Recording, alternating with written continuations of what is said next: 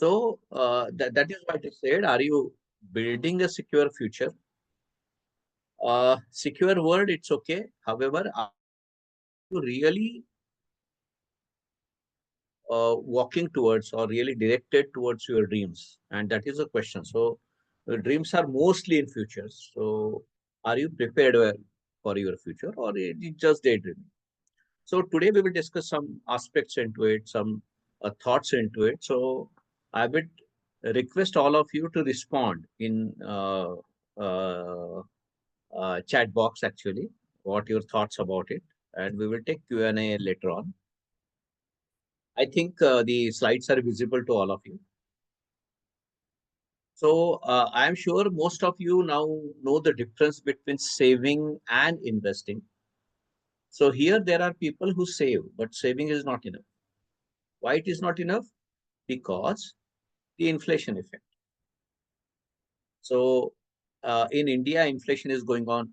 It is for educational purpose. It is said that prices doubles every say 10 to 12 years or 8 to 12 years, you can say. And I'm sure that most of you must have experiencing also that medical expenses and educational expenses and lifestyle expenses are actually growing at much higher pace. So effect of both of these things are there on your personal inflation. And that's why inflation, what country goes through, inflation, what government of India considers to, you have totally different type of inflation.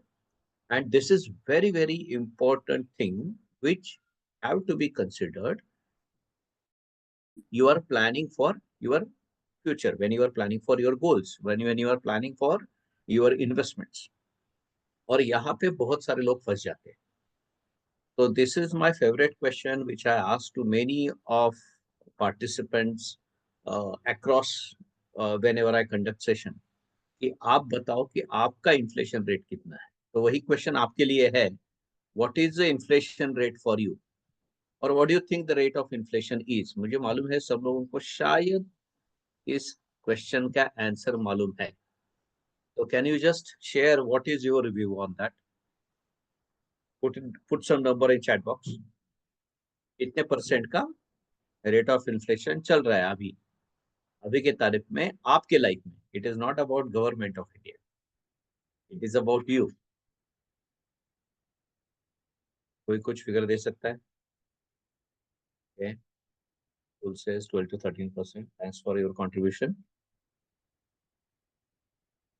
Plus says 8%, approximately 12 to 14%. Ankit says 5 to 6%. Mihir says a negative. Okay, good. So we are not talking about inflation, we are talking about deflation now. So 12 to 14% वगैरह सही है. So उसके लिए there is some calculation actually what you can do on your own and identify what is the rate of inflation for you. तो वो पहले एक बार calculate करते हैं. आज का जो आपका एक्सपेंसेस है उसका 50% एक्सपेंसेस कब था इसके पहले, वो जरा सोचिए. Just we may not have the exact figure, exact year, लेकिन we can you can I am sure that you can think of it कि आपका जितना एक्सपेंसेस है उसका 50% एक्सपेंसेस कितने साल पहले था. इसका दूसरा मतलब ये है कि कितने सालों में आपका एक्सपेंसेस डबल हुआ है. तो उस साल के बारे में सोचिए, इस ईयर्स के बारे में सोचिए एंड 72 को इस नंबर से डिवाइड कीजिए. जो रिजल्ट आएगा that is your personal inflation.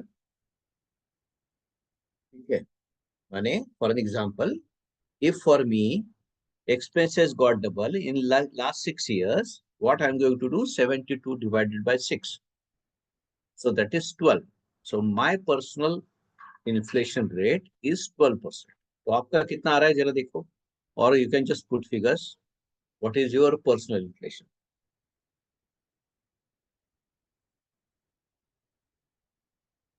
सबको समझ में आया? 72 divided by number of years in which your expenses got double. will give you your personal inflation rate, which is nothing has to do with government of India's rate of inflation. और ये सबसे बड़ा hidden risk है आपके financial management में। आप जितना भी प्लानिंग करते हो, जितना भी इन्वेस्टमेंट्स करते हो, उसमें से this is the biggest flaw. किसी को शायद मालूम नहीं कि मेरा रेट ऑफ इन्फ्लेशन क्या है। You can just put figures. कितना है आपका?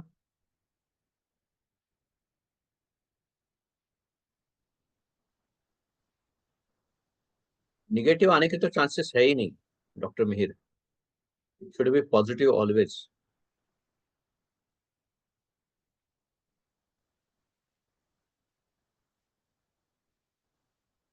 किसी को कैलकुलेशन, मेरा आवाज सुनाई दे रहा है सबको?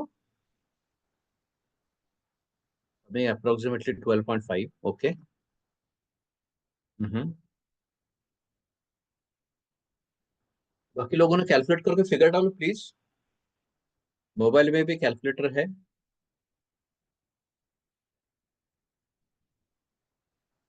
और यही कंटिन्यूअसली मैं बोलता रहता हूँ कि inflation inflation, because that is the biggest monster, the main monster on journey of your wealth creation, on journey of creating rich life or creating wealth for you। ये सबसे बड़ा मॉन्स्टर है आपकी लाइफ। और इसको आपने आपने अंडर एस्टिमेट किया, इसको आपने इग्नोर किया, तो you may face lot of trouble in future. So 14% आ रहा है, बाकी इसको कितना आ रहा है? But okay, whatever it may be, आप करो calculate. I want you to understand this because this is going to be biggest breakthrough. जैसे अभी देखो, अंकित भाई ने पहले 5 to 6% बोला था, उनका रेट ऑफ इन्फ्लेशन है 12%। सो सोचो कि आप कैलकुलेट कर रहे हो कि मेरा एक्सपेंसेस 5 से 6 टका से बढ़ेगा और एक्चुअली बढ़ेगा 12 टका से। कहाँ पे होगे आप फ्यूचर में? एक्युमुलेशन कैसे होगा? So this is going to be biggest disaster. तो you should know your rate of inflation. So अभी मे बी सी, आप हमको ये अंडरस्टैंड करना है, इन गवर्नमेंट एक्सपेंसेस गवर्नमेंट जो डिक्लेयर करता है, it is all about basic necessities। Food is a 50% part, और बाकी का फ्यूल है, बाकी का अदर कंजम्पशन है, cloth. So market normal price rise, लेकिन हमारा वो इफेक्ट नहीं है। हमारे में जो हमारे एक्सपेंसेस में जो मेजर इफेक्ट है, it is a standard of living. if you just calculate all your expenses, you could understand very easily that 50% expenses are your lifestyle expenses। और लाइफस्टाइल एक्सपेंसेस में ग्रोथ इज वेरी फास्ट। और कोई भी आप आपके lifestyle में change करते हो, लाइफस्टाइल में चेंज माने क्या? You change a brand of your clothing, maybe your shoes, maybe you change your salon, maybe you change your sunglasses का brand, maybe you change how you prepare yourself, maybe simple like even if you change say your perfume, even if you change where do you dine, where you take a tea also, and if you upgrade to some cars and all these things, when you change your place, that everything actually adds to your expenses. Buying a car is not so difficult. Buying car is very easy. However, maintaining car and maintaining lifestyle with that car is actually expensive. So when you buy a car, your expenses approximately, this is a study and this is what we experienced in our client's life also. When you buy a car, your expenses goes up by 20% minimum. So ये हमको ध्यान में रखना चाहिए। So now we thought about कि आपका inflation rate क्या है।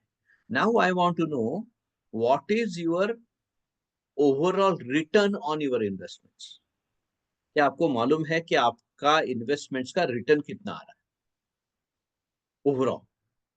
Entire your investments put together, जहाँ पे भी आपने पैसा रखा है, maybe in cash, maybe in debt, maybe in PF, PPF, maybe in Sukanya Samriddhi Yojana, maybe in सब policies, maybe in equity, maybe in some type of mutual funds, maybe in gold, maybe in real estate.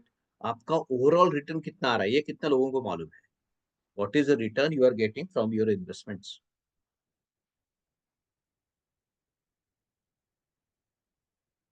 And can you put that figure, please?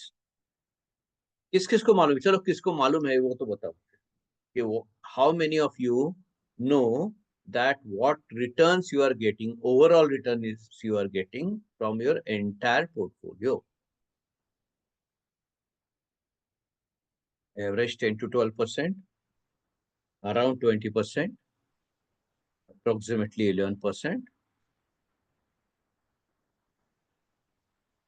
So देखो, this is why I am asking you all this, because your rate of inflation is around 12%, 12.5%, 14%, and your investment is growing at 10 to 12%. हाँ, तो वो calculate करने आना चाहिए. That is a weighted average जो आप Excel में डाल के कैलकुलेट कर सकते हो. वेटेड एवरेज निकालना चाहिए आपको.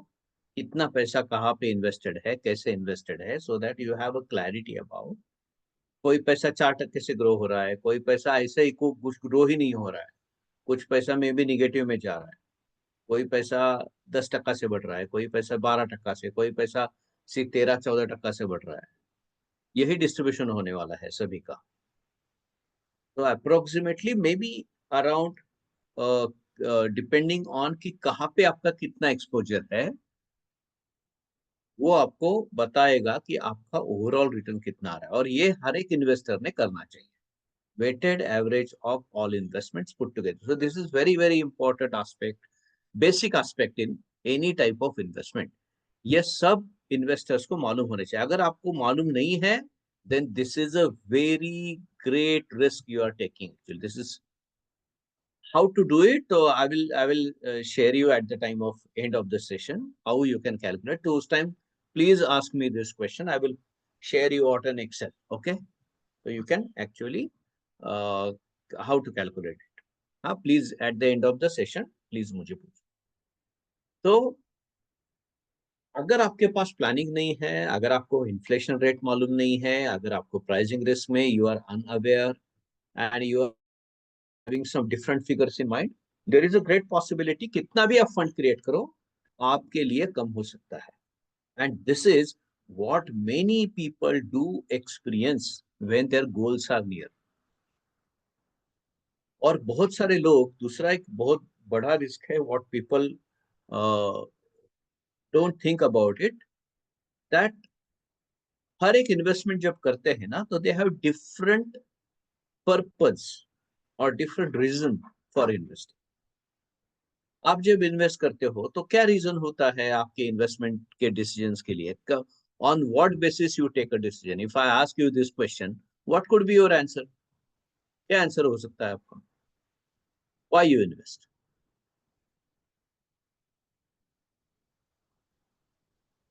Any answer why you invest? That is a simple question. सब लोग कुछ ना कुछ तो इन्वेस्ट कर रहे हैं, कहीं पे तो इन्वेस्ट कर रहे हैं. Grow money, okay. Future safety, security and future, बराबर है. और कुछ? ग्रोथ, किड्स वेडिंग, बराबर.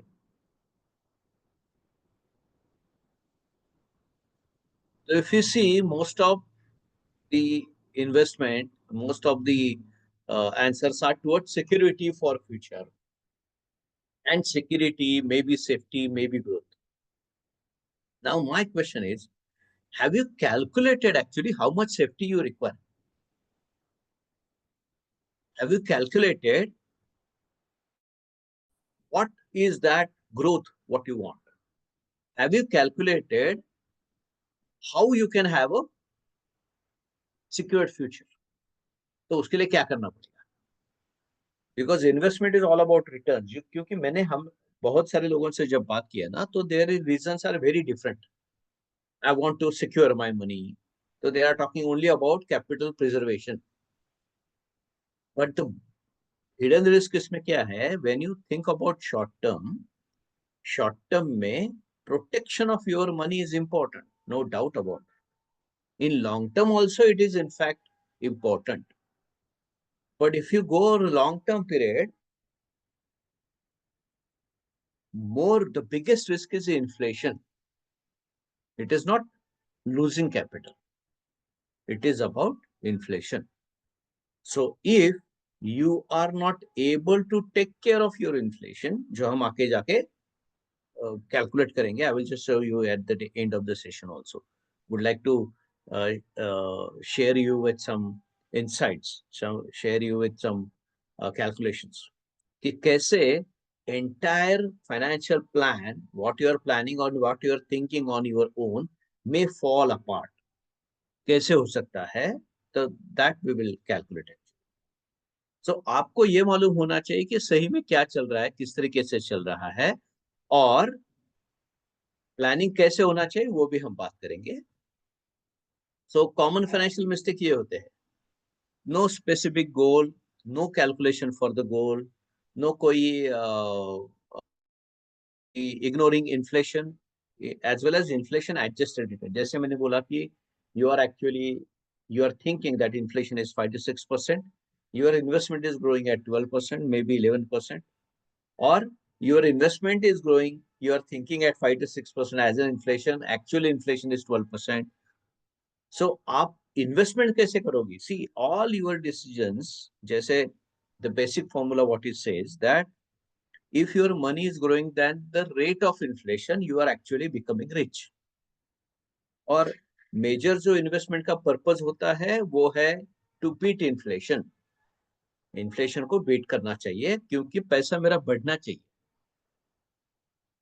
नहीं तो अगर आप एफडी में पैसा रखोगे ना तो आपका अमाउंट वाइज पैसा बढ़ेगा लेकिन वैल्यू वाइज नहीं बढ़ेगा. So we have to understand the difference between amount growth and value growth. तो शॉर्ट टर्म में that amount growth and preservation of that amount is important. Long term में it is all about growth. आपको inflation adjusted return, and inflation adjusted return माने over and above rate of inflation आपको return मिलना चाहिए. It should be positive, right? So it is like 1 plus formula बाद में देखते हैं हम लोग, लेकिन मोटा मोटी सिंपल कैलकुलेट करो कि आपको जितना भी रिटर्न मिल रहा है आपके investment minus rate of inflation करो तो आपको पता चल जाएगा कि कितना आपका ये फॉर्मूला पॉजिटिव, ये रिजल्ट पॉजिटिव आ रहा है, निगेटिव आ रहा है. ये निगेटिव आ रहा है then you are in problem. ये इक्वल आ रहा है then also you are in problem. Why? Because you are just maintaining value of your money but you are not growing actually. वो पॉजिटिव होगा ना तो अच्छा होगा. And whole objective of your investment should be to be on positive side consistently year after year. क्योंकि आपने वो 1%, 2%, 3%, 4% का भी इफेक्ट ले लिया तो कंपाउंडिंग में इसका इफेक्ट बहुत जबरदस्त होता है. Just by 2% change additional investment 25 साल का अगर हम पकड़ते हैं तो just difference of 2% would double your maturity value 25 साल में. सो उसका बहुत बड़ा इफेक्ट है. बहुत इंडिया में बहुत सारा इन्वेस्टमेंट इमोशनली होता है. मुझे प्रोटेक्शन चाहिए, मुझे सेफ्टी चाहिए. कोई तो रियल एस्टेट ही ले रहा है, 1 2 हो गया, 3 हो गया, 4 हो गया, फिर भी मन नहीं भर रहा है. They are continuously taking real estate. Why they are taking? Because at some point of time they got very fantastic return from real estate. They feel that कि वही फेज चालू है अभी तक. उसके बाद में जितने भी रियल एस्टेट लिए वो लॉस में है या उसका मूव नहीं हो रहा है, फिर भी दे विल कंटिन्यू. वो एक पास्ट परफॉर्मेंस जो है उसमें जो रिटर्न मिला वो हमेशा मिलता रहेगा अंडर दैट रॉन्ग इम्प्रेशन.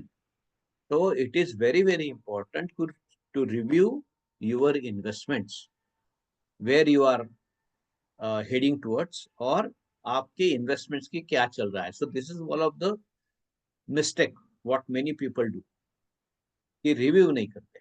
तो आपके इन्वेस्टमेंट्स का रिव्यू कंटिन्यूअसली होना चाहिए. डिले अगर इन्वेस्टमेंट करते हो तो आपको मालूम है you are going to lose compounding. तो उसका भी हम कैलकुलेशन करेंगे कंपाउंडिंग का. And very important thing, many of investors do not have protection fund. मुझे जरूरत नहीं है ऐसा बहुत सारे लोगों को लगता है, but it is not true. You never know when such situation may come, and not necessarily it is going to be major disaster, major problem, but थोड़े छोटे situation में भी आपको protection fund मदद करेगा. So you have to have a protection fund in place always, and that will help you. बराबर? So that is also very important thing. तो गोल based investment होना चाहिए, जैसे हम बात कर रहे थे अभी भी, and based on your goals, short term goal, mid term goal, long term goal, उसके हिसाब से आपका इन्वेस्टमेंट होना चाहिए. अगर ये नहीं हो रहा है तो most of the times investor ने ये एक्सपीरियंस किया है कि when goal comes they don't have money to support that goal. See, हम लोग ये मानते हैं कि money should bring happiness in your life, money should be source of enjoyment in your life. लेकिन अगर ये प्लान ठीक से नहीं होता है, इसका मैनेजमेंट ठीक से नहीं होता है, if you are not prepared well, most of the times you are going to fail, and failing will result in a stress, anxiety, disturbance. Means money will automatically become a source of unhappiness, greed, problems. So ये उनके साथ होता है, money source बनता है problem का for those who are not prepared, who are not planning properly, who don't understand what the rate of inflation is, how I should be prepared and all that. So my request, our request to all of you, be prepared with proper planning. So कहाँ पे invest कर सकते हो आप पैसा? Short term में protection is important, long term में growth is important, mid term में that can be a combination of both. So कहाँ पे आप इन्वेस्टमेंट करोगे, that is very important question. जैसे लोग पीपीएफ में इन्वेस्ट करते हैं, whether PPF is a good instrument to invest in. बहुत सारे लोग तो बच्चों का जन्म हो गया, उनका आधार कार्ड आ गए, मे बी पैन कार्ड निकालते हैं ना निकालते हैं, उनके लिए पीपीएफ अकाउंट खोल दिया. सोचते नहीं है कि whether it is a good for retirement और not, whether there are good instruments available other than this, or whether there are better instruments available. So you have different type of instruments available in the market, different type of asset class available in the market, majorly in cash, debt, equity, real estate and commodity. उसमें से बहुत सारे अलग अलग instruments आते हैं, अलग अलग प्रोडक्ट्स आते हैं, but majorly if you go deep into that product, you will find that this will fit into this 5 asset class only, majorly, unless and until it is a coin and wine and art and the exotic something.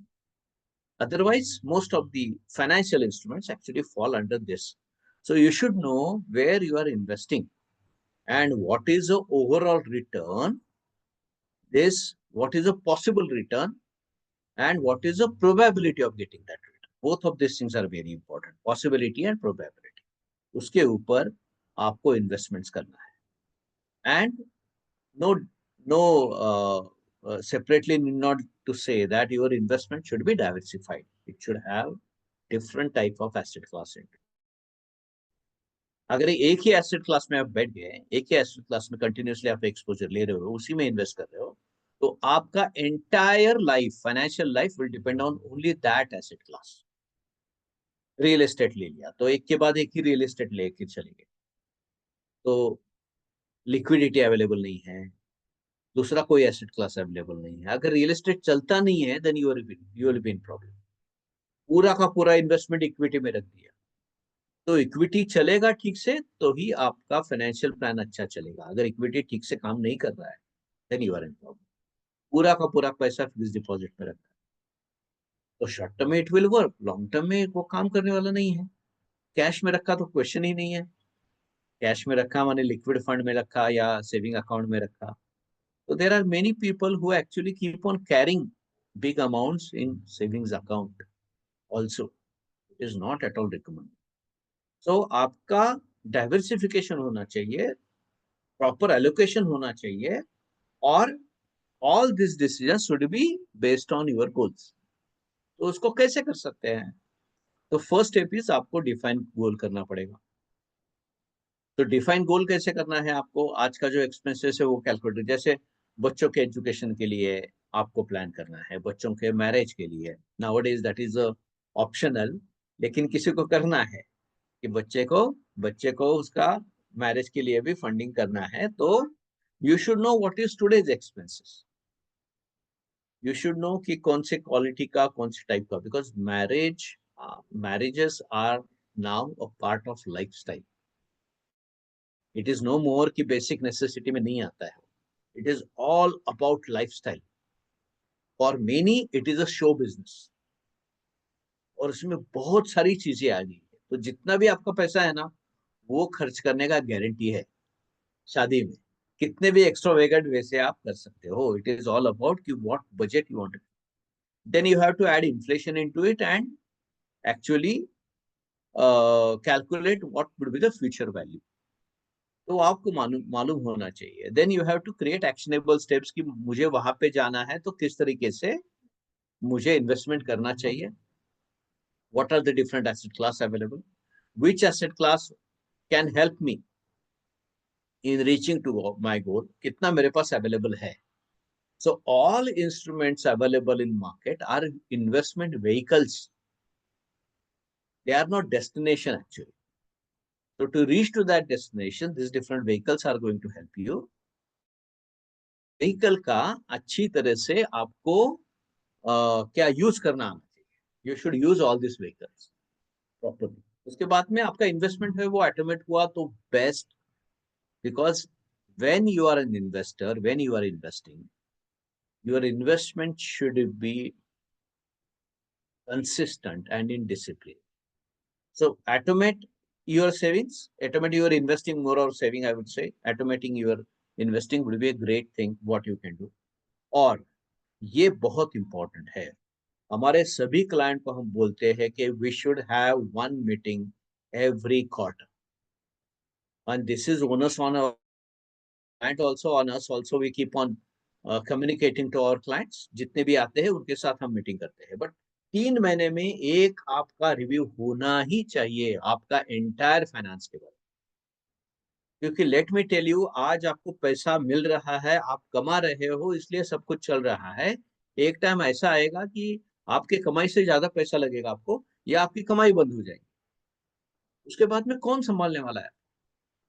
आपके बेटों की guarantee नहीं है, बेटा बेटी की guarantee नहीं है आने वाले समय में. मैं क्लियरली आपको बताता हूँ. There is only one thing, there is only one can help you in your that periods, every such situation, every such incident is money. So take care of that money. So every month is recommended कि every month तो करो आप, review करो आपके finances का, आपके investments का, calculation करो कहाँ पे एलोकेशन है, कैसा है, how the goals are, how I am reaching towards goal, allocation कैसे चल रहा है. या तो ज्यादा से ज्यादा पीरियड जो लगेगा, लगना चाहिए, उससे ज्यादा पीरियड का इंटरवल मत रखो. Request you to every quarterly आपका इन्वेस्टमेंट रिव्यू होना चाहिए, आपका प्लान रिव्यू होना चाहिए. और आपको नहीं समझ आ रहा है तो हमारे जैसे प्रोफेशनल्स के साथ जुड़ जाओ. We can help you. However some responsibility is yours also. So this is where you can think of your entire investments. लेकिन उसका शुरुआत होगा कहाँ से? Defining goals clearly, defining assumptions in right. बराबर? So these are the very important things what we discussed today. It is about inflation. This is the biggest enemy in your entire journey towards becoming rich, becoming wealthy. जितना जल्दी करोगे उतना जल्दी आप destination पे पहुंच जाओगे. जितना जल्दी शुरुआत करो. It is not being fast on that journey. और बहुत सारे लोग शॉर्टकट लेते हैं, तो शॉर्टकट स्ट्रैटेजीज माने क्या? ट्रेडिंग इन शेयर मार्केट, वहां पे पैसा बढ़ता है, वहां पे पैसा बढ़ता है but not always. Option trading, या तो बिटकॉइन में रखा पैसा, या तो अभी तो गैम्बलिंग ऑनलाइन एंड ऑफिशियल भी हो गया है, जैसे ड्रीम इलेवन है, सर्कल है, अभी जो आईपीएल वगैरह चल रहा है। कोई कोई इन्वेस्टमेंट आता है, कोई आपको बोलता है 3 महीने में डबल, 6 महीने में डबल, 2 साल में double. This will never happen. However, बहुत सालों से लोग इसमें फंसते आए हैं, आज भी फंस रहे हैं, और अच्छे अच्छे लोग फंस रहे हैं। अभी लास्ट 6 महीने पहले मुंबई का जो इंसिडेंट हुआ था, and apart from that there are few people who keep money in fix deposits. Fix deposit with whom? Credit society के साथ, पत्र संस्था, रखा पत्र संस्था में। वो एक दिन में बंद हो सकता है, लेकिन वहां पे एसबीआई से कंपेरेटिवली 2% रिटर्न ज्यादा मिल रहा है, इसलिए वहां पे रखा। So you don't know actually what risk you are taking. और रिस्क का बहुत सारा इन्वेस्टर मतलब एक साइड का ही लेते हैं। They are very very much biased towards taking risk. Day before yesterday only, I was talking to one of my new client actually. So he was telling me कि मैं I'm young, I'm doing this and that, and I'm ready to take 100% risk. Okay, fantastic. This is a very good thing actually what you are doing. So how much amount you can invest per month where you can take 100% risk? तो बोला कि sir I can invest 40,000 rupees per month. ये 40-50,000 rupees हम invest कर सकते हैं हर महीना with 100% risk. मैं बोला ठीक है, 40-50,000 आप इन्वेस्ट करोगे, मुझे बताओ when you are taking 100% risk what you expect. बोला फैंटास्टिक रिटर्न आना चाहिए। बोला फैंटास्टिक रिटर्न कितना? तो 30%, 35%, 20%, 25%, so it would should be in range into 25 to 50% आना चाहिए। तो मैं बोला ठीक है, so do you understand what is the real meaning of 100% risk? बोले यही तो बोल रहा हूँ ना मैं, कि I am going to invest and I should get 25 to 50% return. मैंने बोला वो नहीं है। Risk is always on both side, risk is not always on one side. तो it is a programming what had happen in most of the investors mind, कि मैंने ज्यादा risk लिया तो मुझे ज्यादा रिटर्न मिलेगा। But that is only one part of risk. The other part says when you take a risk, you may lose that entire। तो अगर आप बात करते हो I am ready to invest in 100% risk, you should be ready to lose that entire money. तो जब मैंने उसको ऐसा बोला कि ठीक है व्हाट, तो दूसरा मीनिंग इसका ये है, मैं आपको बताता हूँ। 100% रिस्क मैंने you are ready to lose that entire 50,000 what you are investing per month. बोला नहीं नहीं वैसा नहीं है। तो फिर मैंने उसको पूछा अभी बोलो कितना रिस्क ले सकते। तो फिर वो आके आया और बोला कि इट इज 10%। तो 50 का 45 हुआ तो मुझे चलेगा, उससे कम नहीं होना चाहिए। So this is not 100%। So be aware about this terms, be aware about risk. So this is very very important.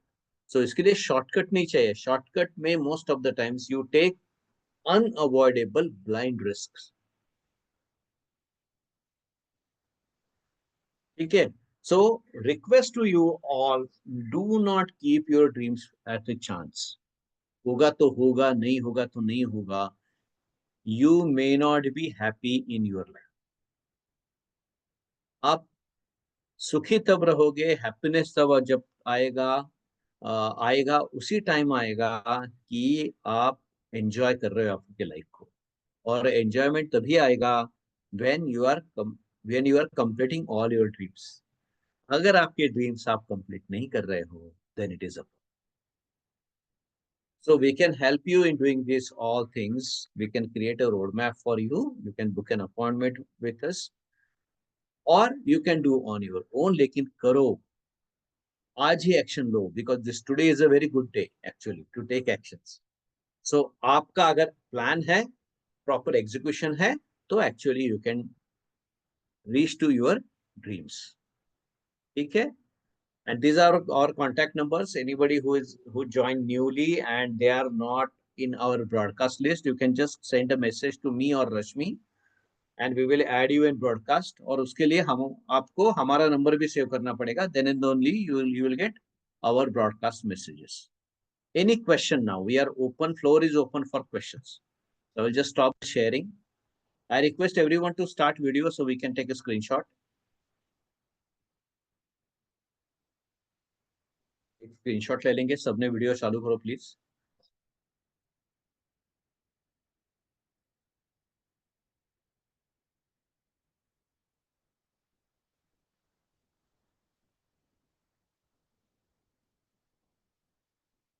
One, two, taking a screenshot. 1, 2, 3.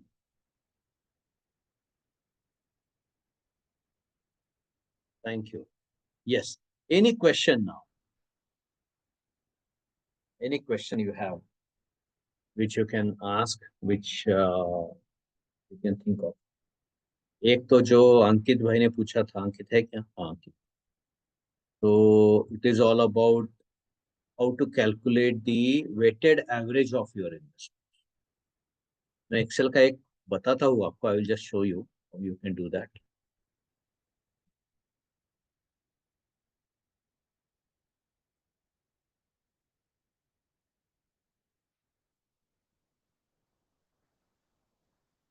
वो बता के we will move ahead.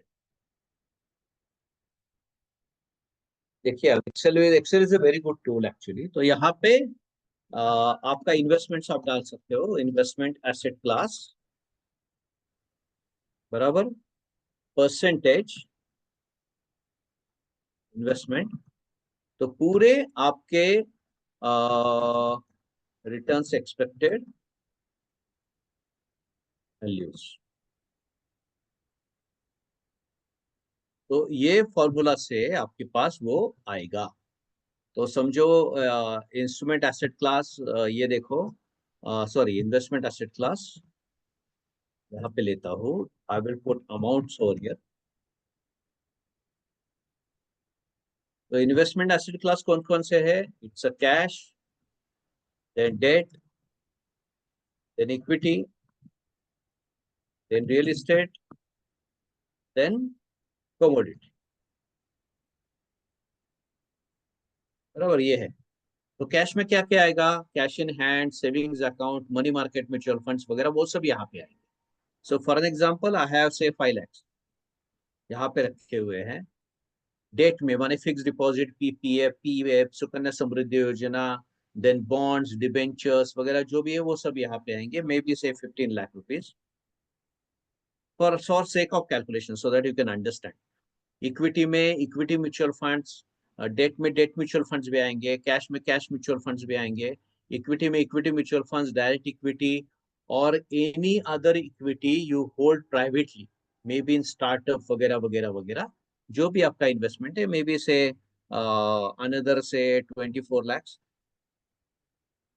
Real estate is a major exposure. So बहुत सारे लोगों के investment में I had seen many portfolio जहाँ पे exposure can be up to 99%. ऐसे भी portfolios मिले हैं मुझे कि जहाँ पे exposure ज्यादा है. And real estate should include your residential property. खुद का residential property भी उसमें आना चाहिए. For an example, may have some 1 crore 25 lakhs. और commodity, gold, maybe ETFs वगैरह कुछ लिए हैं आपने, maybe say another 14 lakhs. So you have to total it. है ना? तो आपका ये एक समेशन का एक यहाँ पे फॉर्मूला रहता है. हाँ एटोसम. तो एटोसम मैंने ले लिया.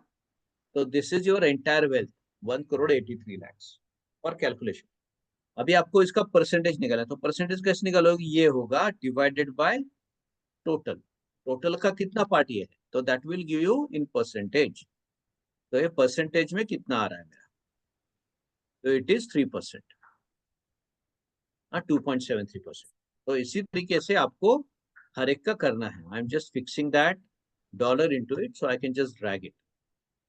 आपको करना है उस टाइम कर सकते हो। So this is the total 100%। If you see exposure to real estate is very high, तो वहां पे लिक्विडिटी का प्रॉब्लम हो सकता है। नाउ रिटर्न्स, रिटर्न्स कितना मिलेगा, से यहाँ पे 4% के आसपास, 4% के आसपास मिलेगा कैश में। डेट में कितना मिलेगा, मे बी अराउंड 7%। इक्विटी में कितना मिलेगा, we are talking about long term returns, okay. So long term में maybe around 15% depending on how you are investing. Real estate में around 11%। Historical, these are historical returns. Commodity में maybe around 9%। और commodity में jewellery should not be considered at all, बराबर है। Values returns, हाँ, अभी इसको क्या करना है, this expected return into investment का एलोकेशन, वो आपको करना है इन परसेंटेज।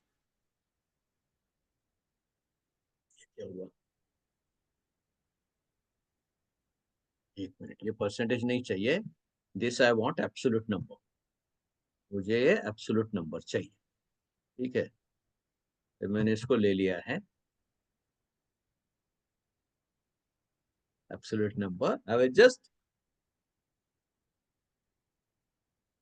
सॉरी,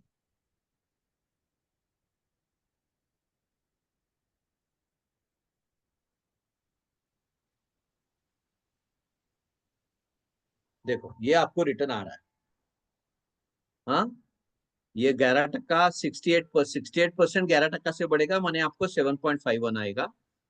13% आपका 15% से बढ़ेगा माने effectively you will get 1.97% overall wealth के ऊपर। ये 2.73% 4% से बढ़ेगा माने 0.1% आएगा। अभी उसका सिर्फ आपको सम करना है। तो this is what is called as a weighted average, माने अगर ये आपका लोकेशन है तो ओवरऑल आपका पैसा बढ़ रहा है 10.85% से। This is what is called as a weighted average, ठीक है। सो इस तरीके से आप, हाँ, डेट में आपका इंश्योरेंस पॉलिसी भी आएगा। Traditional insurance policies would come under debt. आपने अगर यूलिप लिया है और उसमें इक्विटी फंड लिए हुए हैं तो that will come in a equity. So this is how you can calculate the what should be the right proportion of cash, real estate, commodity. हाँ, तो this is a good question कि क्या होना चाहिए।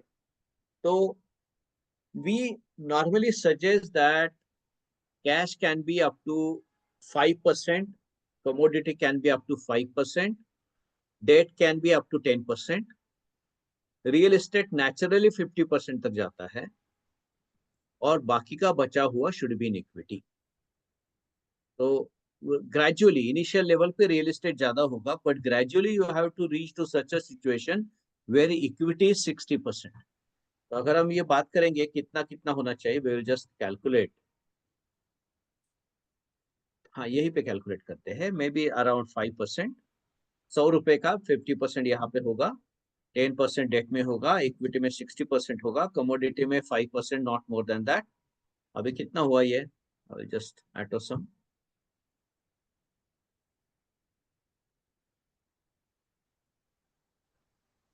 तो 80% हुआ, real estate can be 20%।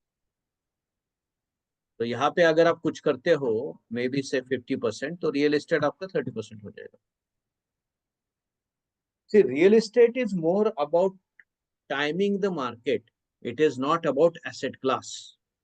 Equity as an asset class, because equity is properly standardized, monitored, controlled. I'm talking about the equity which is traded in market, which is listed. I'm not talking about unlisted things. There are unlisted many shares also which are available. Unlisted है, private equity है, startups है, जहां पे privately you can put money, तो that is risky. तो अगर if you want to be in a normal state of being a regular investor, being an investor where you can would like to have a peace of mind without any problem, it is always advisable to invest into standardized, properly controlled, properly monitored, regulated investments always. तो ये allocation आपका हो सकता है. This can be a good allocation. Again, this is a one of the क्या उसको बोलेंगे, one thought. However, आपका ये allocation पूरा होना चाहिए based on your asset, based on your goals. अगर आपका कोई भी गोल तीन महीने के अंदर का है, your entire money should be in cash. तो आपको ऐसा लगता है कि नहीं बहुत सारा पैसा मुझे लगना है, you may have 60% in cash at that point of time. हो सकता है. तो फोकस ऑन स्टैंडर्डाइजेशन. वो जो होते हैं ना कि there is a bogus theory which says that 100 minus your age should be in equity, है ना. तो आपका समझो एज 30 है, तो 30% would be in debt, 70% equity में जाएगा. इफ योर एज इज 60, 40% जाएगा इक्विटी में, 60% should be in debt. But these are thumb rules. अभी जो मैंने बात किया वो भी थंब रूल का बात है. तो thumb rule may not be for all who are, मैं take it lightly, actually lightly मैं बोलता हूँ. थंब कौन यूज करता है? जिसको साइन नहीं आता, माने एजुकेटेड नहीं है, उसके लिए थंब रूल रहते हैं. तो थंब रूल को फॉलो मत करो लाइफ में. You are educated, you understand the things, you can work on the things. So you have to follow the standardized process which can help you in managing your life better, managing your finances better, and can enjoy the life what you want. The whole purpose of क्या उसको बोलेंगे, finances again, whole purpose of money again. Yes. Any other question? Yeah, good evening, sir. Good evening. Good evening. Yes. Good evening from US. Bolo. How are you? I am doing fantastic. I'm happy that My you my joined from question US, huh? is, Good. yeah. I Uh, came back around 9:15, so just 10 minutes late I was. Anyway, my question was coming, in view of the recent Indo-Pakistan conflict, do you think it will have a long-term impact on the equity market? See, आज तक जो हुआ है ना, I will just show you the जो मालूम था एक question. See, this is what is observation till today. Yeah, Okay. तो जब पार्लियामेंट अटैक हुआ था वहां पे ज्यादा सिर्फ आज तक बहुत ऐसे कॉन्फ्लिक्ट हुए हैं इंडिया और right. पाकिस्तान में. So these are the few conflict जहां पे 2001 में ज्यादा Mm-hmm. इक्विटी में ये आया था. And it was not only because of Pakistan attack, terrorist attack. It is because of Yeah, global scenarios majorly. yeah. Okay, तो उतना correction is not expected.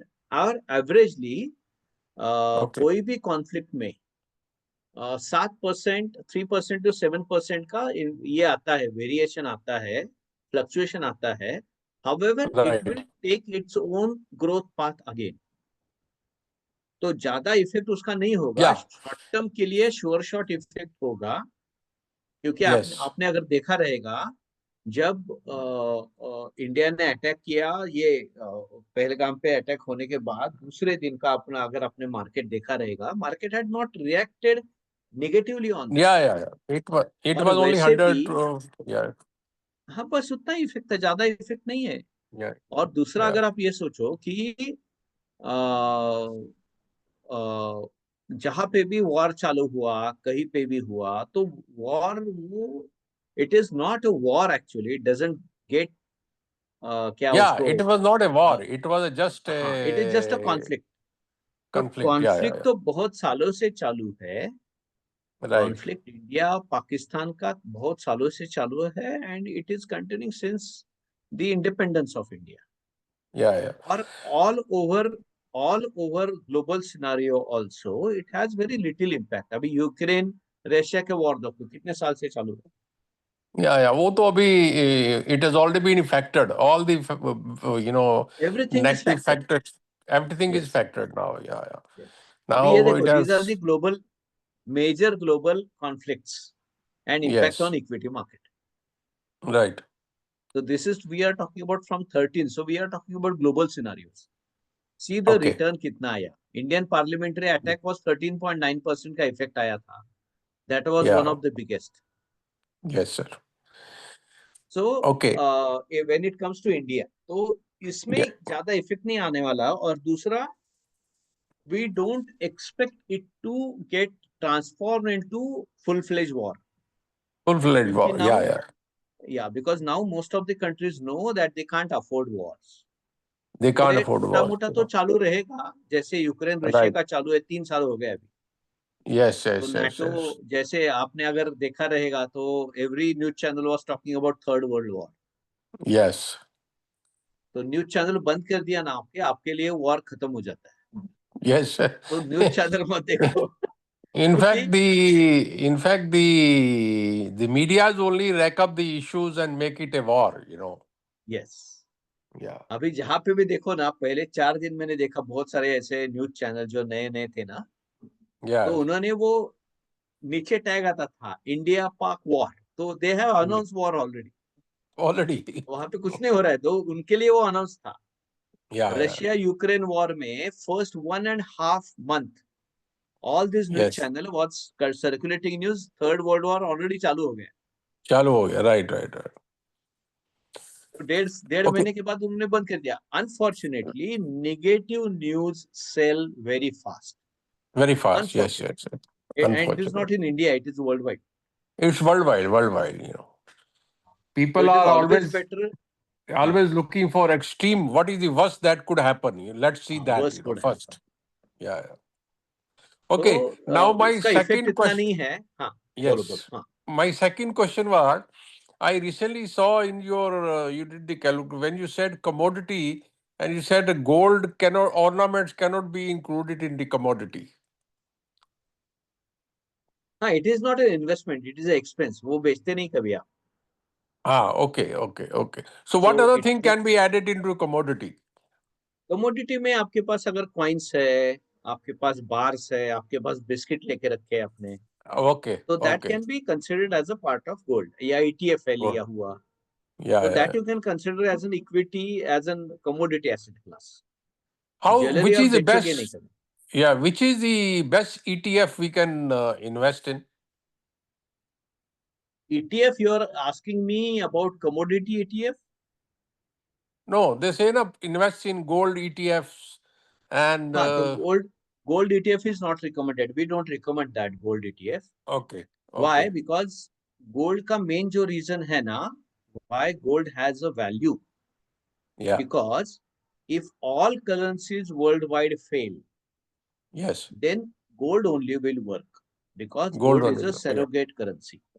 Right. तो आपने ETF ले लिया ना, तो आपको गोल्ड नहीं मिलने वाला, आपको पैसा ही मिलने वाला। Yeah. Oh, the paper. तो It's a फिर वो, paper. Yeah. Yes, paper gold, तो उसको आपको पैसे में ट्रांसफर करना पड़ेगा और पैसा आएगा, तो पैसा ही फेल हो Yeah. गया तो ETF का क्या मतलब बनता है? ETF का क्या? Right.